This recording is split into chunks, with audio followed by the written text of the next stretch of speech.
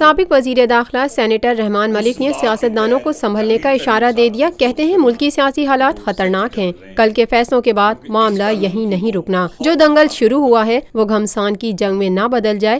اگر گھمسان کی جنگ شروع ہوئی تو نقصان جمہوریت کو ہونا ہے. سیاستدان بیٹھ کر اپنی حد مقرر کریں. سیاستدانوں کے اختیارات کے قانونی سقم قانون سازی سے دور کریں. ذرائع ابلاغ عامہ کے نمائندوں سے گفتگو کرتے ہوئے سینیٹر رحمان ملک نے کہا، آج بینیفٹ ان کو بھی جاتا اور یہ چیز ابھی یہاں رکنے والی نہیں ہے. Reference has been made to election commission. بہت سی چیزوں نے ابھی اسکروٹنائز ہونا ہے اور میں اسی لیے کہہ رہا ہوں کہ کل کو کہیں اور کوئی ایسا واقعہ نہ ہو جائے اور جو ایک دنگل شروع ہوا ہے وہ کوئی گھمسان کی جنگ نہ شروع ہو جائے. اور اگر جنگ شروع ہوئی نقصان جمہوریت کو ہونا ہے.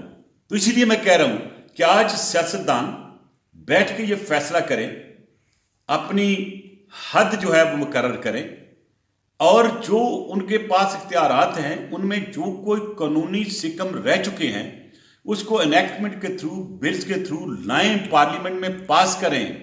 آج وہ پاس کر سکتے ہیں، بات کر سکتے ہیں، کھڑے ہو کر کہہ سکتے ہیں، ہو سکتا کل نہ کہہ سکیں.